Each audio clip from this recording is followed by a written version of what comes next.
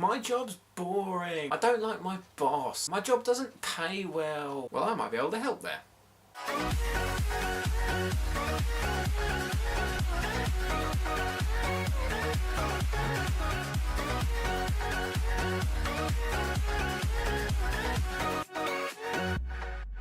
Hello YouTube, Miller Corner here, welcome back once again, and this is part of a brand new series of videos I'm starting on my channel. You see, I'm quite a positive person. I like to see the positive in everything in life, and if you can see the bright side, if you can be happier about everything, you lead a happier life. It's less stressful and you enjoy yourself more.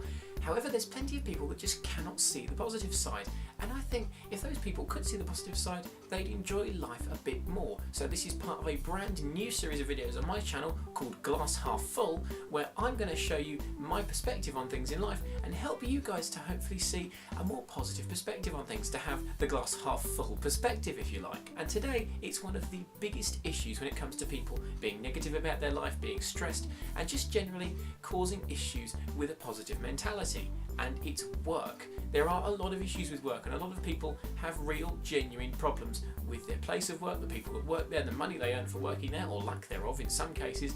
And there's lots of things that just means people don't like to go to work and they don't look forward to it. But there are plenty of things you can do to help reinforce positive thinking that means you will enjoy your work an awful lot more. The most common complaint with work is that it's boring, that it's not enjoyable, that it's dull, that it's repetitive, whatever. The thing to remember is you're there to earn money for an objective. When I first started work about 1.5 years ago at a fast food restaurant that can't be named for legal reasons, I was struggling to find it entertaining because after a month or two it was the same routine and it got kind of boring. But then I remembered I wasn't there to entertain myself. At the time I wasn't driving, I was still learning to drive, so I knew that every penny I earned I could put towards learning to drive, towards insurance, towards fuel, towards having a car, and that was my motivation.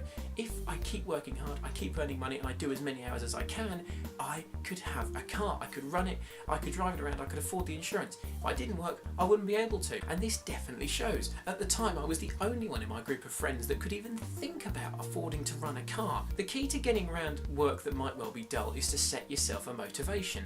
What are you actually there to achieve? And that's the key. If you can set yourself a goal, you'll find it less boring, because in the front of your mind the whole time will be that motivation. It will be the reason you took the job in the first place. So if you can find the target, the goal, the reason why you are in that job, you're guaranteed to enjoy it just that little bit more. Because if you're struggling to get yourself out of bed in the morning and you can't see the point, just remember you are working to afford a car, you're working to afford university, you're working for your family, you're working because you might well get onto your dream job as a result. That's the key. However lowly or boring or repetitive the job is, there's a point to it and there's a reason why you're there. Never forget that. The next most common complaint when it comes to work is low wages, and this is something I can definitely empathise with being a young person in work. But here's the thing, if you're not being paid as much as you might like, it teaches you money efficiency, it teaches you money skills to budget, to spend effectively, to save efficiently, and to live your life more economically, so that even when you do have a job that pays more, you've got more money to spend, you can spend it better. You know how much to save away, how much to budget, how much to spend on certain things. You know not to overspend. Sometimes it can mean compromising on the little luxuries in your life, like cutting off a few brands, having a less expensive car, and downsizing your house in some extreme cases. But when you do happen upon a better paying job or a large sum of money with which you can spend, it means you're more money efficient. By that point, you've learned the skills necessary to save, to spend, to budget effectively. This is the key. I was speaking to my cousin who spent 3 years at university, and she was saying she spent the whole time writing down a budget list and working out how much was going in, how much was coming out, what each thing was costing, and what kind of job she'd need and what kind of minimum pay she'd need to be able to afford it. So if you're earning a small amount, it will teach you money skills that you can then use for bigger sums of money later on in your working life. Another common complaint when it comes to the workplace is the people you work with, whether it's other staff, whether it's managers, whether it's people above you or below you. We are all almost guaranteed to find someone in our workplace which, if we really think about it, we don't like. Whether it's their attitude, it's their work ethic, whatever it is, there's something we don't like about them. But here's the thing, there are advantages to working with people you don't like. The most major one being people skills, because if they get on your nerves, it teaches you patience. If they annoy you, it just means you are better suited. After spending a few months or years working with this person, you're better suited to being able to work with irritating people in the future. This means that if you come across people in the future which you don't like, you find it easier to cope with them, and it means that if you can cope with irritating people better, you can also be a better person to those you do like, because you're a more calm, more relaxed and more enjoyable person to be around. If you can be more positive and more relaxed about people that you don't like, then people you do like will enjoy your company more. Worst case scenario, you can avoid the people you don't like, but if you don't have a choice, for example, you have to work with them, they're the only other person that's qualified to do the thing within the company, whatever reason it is you have to work with the person, there are advantages to that too. If you actually spend enough time with someone you don't like, try to find a common interest. You might well find that you like the same sports team, that you're both into cars. If you can find some common grounds to go from a negative position with them to even just a neutral talking position with them, it makes it more enjoyable. If you've got a colleague you don't like, it can really put you down and you can dread going to work. However, if you can find just one common talking subject with the colleague which you previously didn't like, it goes from something you dread to something you don't mind too much. And it's all about being more positive and enjoying your time at work as much as possible. And the final point, the most common complaint I hear, particularly about people who work around my age, 17, 18, 19, that kind of age, is that what they're doing as a job is not what they want to be doing in life. Calm down! You're really young. You're not trying to get into the career you want. If you're still in college, you're in college or university or an apprenticeship to learn more. You don't need to go straight to your dream job at 18 or 19. Think of it this way, you're in the job you're in now, whatever stage you're at, to financially support yourself. You need that job to keep the money coming in to pay the bills, for your car, for your house bills, whatever it is, you need that job. So if you can see the positives of it, it might not be where you want to be, but it's supporting you. Whatever the reason you're in your current job, whether it's because you want to be there or because it's a prop up, because you think it might well be a route into the job you want, stick with it. It might well be the step you need to get to the job you want, and even if it's not, that job is there to pay you, so you get the money you need to support yourself and keep yourself running.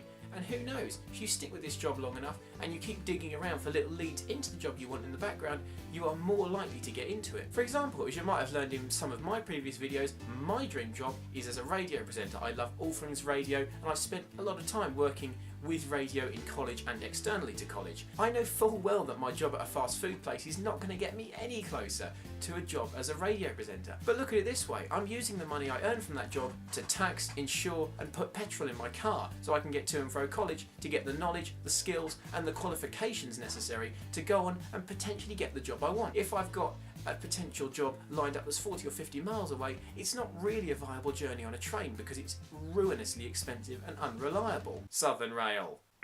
But if I've got a car, I've got the money to do it, I can go whenever I want, wherever I want. And if I do my job, if I go to work, I earn money, I can continue running that car. And that is my motivation to stay in my current job. If I keep working hard in it now, I can save up a bit of money as an investment for my future, and I can put the money towards running my car, which gives me more chance, more opportunity to get closer to the job I want in the future. Think about what you're spending the money you earn on. Is it for a bit of fun? Is it to save up for the future, run a car or university fees?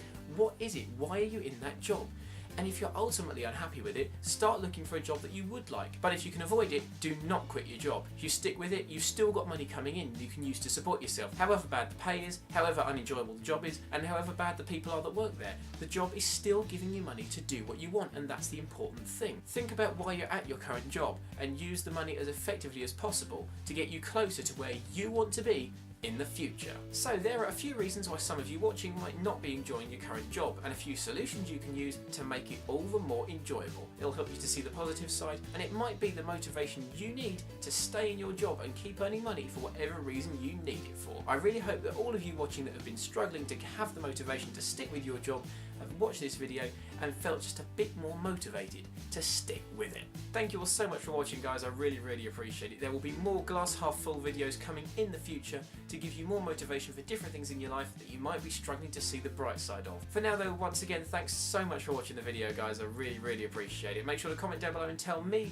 ways that you stay positive about a job that you didn't like in the past or you don't currently like. What motivates you to keep going to a job that has its downsides? Don't forget to follow me on Twitter and Instagram through the normal links, and I will catch you in the next one, guys. Have a brilliant rest of your day, and I'll see you soon. Have a good one.